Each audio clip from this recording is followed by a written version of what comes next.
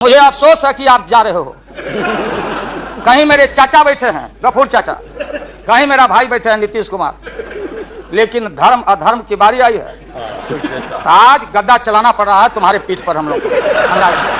चिंता मत कर। तो ये जो मन है मत वाला, कहीं हम लोग के गुरु जौहर साहब बैठे हुए हैं, गुरु थे हम लोग के।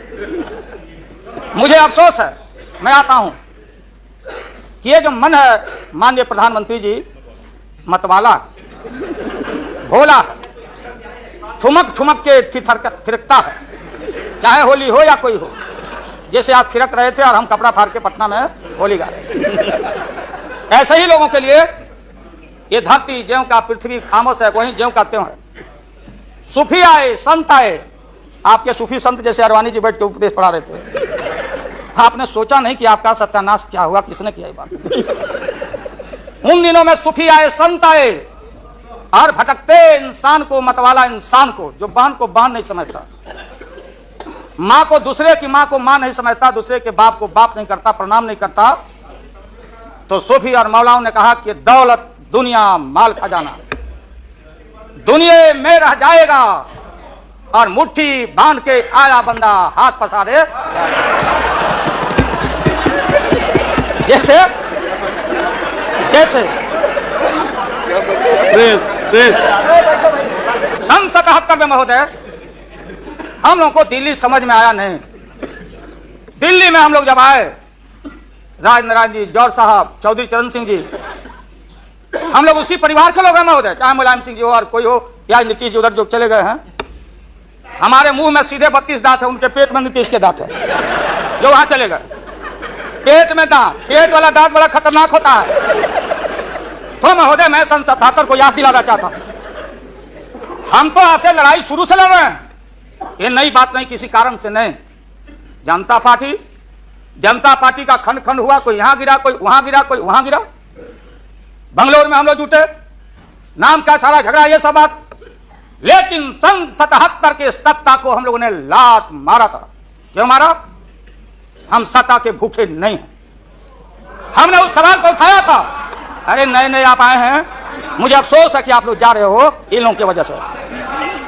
सन 77 में दोहरी सदस्यता का सवाल उठाया गया था मजबूती से हम लोग के द्वारा कि अगर आरएसएस में रहना है। जौहर साहब भी बोलते थे, छाती पर हाथ रख के बोले, यही उठाए थे। हम तो लोग नए थे, हम लोगों ने कहा था या तो आरएसएस में रहिए या तो जनता पार्टी में रहिए, दोहरी सदस्यता नहीं चलेगा इस मुल्क में। और देश के सेकुलर कैरेक्टर और फाउंडेशन को हम लात नहीं मारेंगे। आपको याद होगा, इसलिए हम लोग टूटे और हम लोगों ने नारा दिया, चरण नहीं तो चुनाव। और हम लोग चुनाव में गए। हमारी लड़ाई आपसे, आपने कहा अब बताइए, हिंदू हिंदू हिंदू हिंदू हिंदुत्व हिंदुत्व हिंदुत्व कौन विरोध करता? ये हम लोग के पुरोहित, ये अडवाणी जी कैसे हो सकते हैं? ये हमारे पंडित कैसे हो सकते हैं? हम पंडित से पूजा कराते हैं, हमारी मां बहन गांव गए सारे लोग। ये ठेका आपने कैसे ले लिया?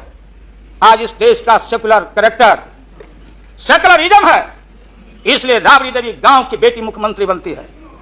देश की एकता अखंडता। जब भारी नाक पर पानी आया तो हमने कहा मीडिया के लोगों को, महोदय, लोगों ने पूछा कि क्या करोगे? हमने एक कैलेंडर करा दिया, क्योंकि लोग रोज बोलते थे दिल्ली में, नहीं जयललिता जी से पैचअप हो गया, लालू मुलायम में लड़ाई हो गई विगत दिनों में, कोई कुछ।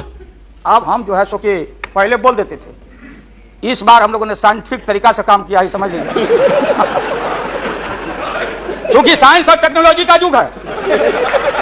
आप डंडा पहना छोड़ के अग्नि में प्रवेश कर गए हैं, आप पोखरण में, तो हम लोग ये साइंटिफिक तरीका का इस्तेमाल किया। आप पूछ रहे हैं क्या रूप होगा, क्या रंग होगा? इसमें रंग अजूबा होगा, इस रंग का कोई जवाब आपके पास नहीं होगा। आप जाइए।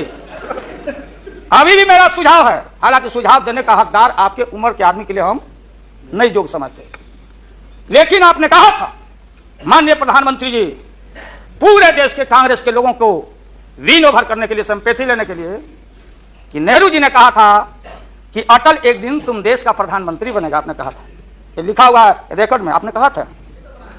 तो आप एक बार नहीं, आप 2 बार हो गए।